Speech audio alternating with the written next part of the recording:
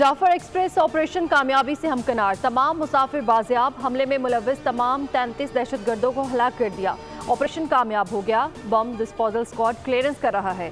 DGISPR lieutenant general Ahmad शरीफ ने तफसीलात बता दी। कहा कि ऑपरेशन में किसी मासूम मुसाफिर को नुकसान नहीं पहुंचा। दहशतगर्दों ने ऑपरेशन से कबल 21 मुसाफिरों को शहीद किया। FC के 3 एहलकार हमले में और 1 ऑपरेशन में शहीद हुए। दहशतगर्दों ने मासूम बच्चों और खवातीन को बतौर इंसानी ढाल इस्तेमाल किया।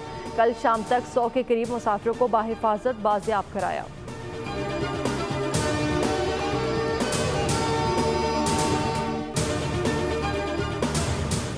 बलोचिस्तान में जारी ऑपरेशन मंतिकी अंजाम को पहुंच गया। ऑपरेशन के दौरान 33 दहशतगर्दों को हलाक कर दिया गया है। विफाकी वज़ीर इत्तलात अता तारर की सानिया जाफर एक्सप्रेस पर गुफ्तगू। कहा कि पाक फौज ने 100 से ज़्यादा मुसाफिरों को बाजियाब कराया।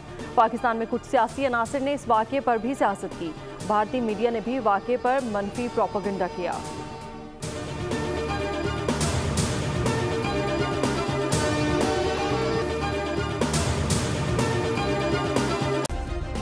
सब्सक्राइब करें और बेल दबाएं ताकि कोई खबर रह न जाए।